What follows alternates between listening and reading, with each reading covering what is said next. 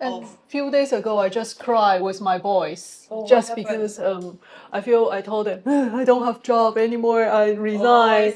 We don't have an income. Blah blah blah. And I don't feel I'm a good mother. You see, you're studying messy like this. You study too hard. I feel I force you to do it. Blah blah blah. So, so now you translate your loss of job and all of this, and because of this, he's studying too hard, or sometimes they're just linked together, and then too much stress I put on myself, and then I feel like I feel almost from my experience at least, almost all parents have an element of guilt.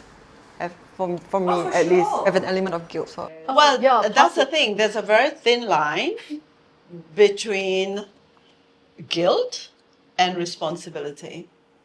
It's like you are responsible, and then guilt creeps in and said you did not carry the responsibility so well. It's parents always want their children have a better future than they have. Yes. So that's where coming from. We always are thinking about, okay, maybe my kids can have a better performance than I. Yes. So we have a lot of frustration. We have a high expectation. But the thing is, we don't allow them to be themselves. Yes. Yeah. And you're so right about the expectation then. We put this unrealistic expectation on ourselves. So we are pushed to hyper-perform, and we have to be this super parent, which obviously nobody can. And when we fail miserably, guilt creeps in and just handicaps everything. And there's also a cognitive distortion in this, which is overgeneralization. Is we're taking specific cases, my child didn't do well on their maths exam, and extrapolating that, therefore I am a bad parent. Oh, yes. Now, a little bit of generalization is good. That's learning from experience. But overgeneralization leads you to reach general conclusions from specific events, which is it's skewed thinking. And for me, when I work with clients who has this belief that I am a bad mother or a bad father, I often what accompanies them is I am not good enough. I'm not good enough. I'm not. Yes, it goes beyond the I am a bad father. It turns into I am a bad person. Wow. It widens even more than the role.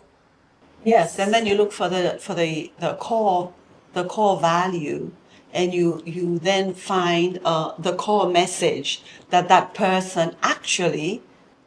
It almost always go back to childhood trauma, doesn't it? Right. Almost always down to the root. Without fire. What is that? Yeah, what is that message that person grew up with, that then he or she is trying to fight it, and it always comes back to that.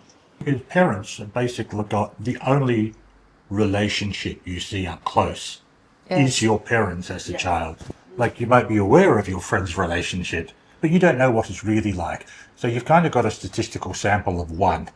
That's true from your parents. From your parents. And you see it every day, day in, day out. And you think that that's the norm. That's what a relationship is like. The mapping, the modeling. The mapping, the modeling. Yes. Yes. And a lot of time I found myself is I have a feeling like a lack of resources to support me to be a good parent. Like I need to have a better emotional control. My emotional need to be like this instead of up and down. It seems like I don't accept I have a like upset timing or unsuccessful timing. A lack of resources to support my children successful or something like this. Yeah, like go back to childhood trauma. And then we start bordering on perfectionism. Yeah, the idea is to be, I like the unrealistically perfect parent, which nobody can be, because parenting is just outright tough. Yes. Yes. Even though I'm not a parent, I think it's something that is tough. It's really tough.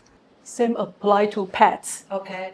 Yes. Oh, the guilt when I'm not there for them. I feel guilty.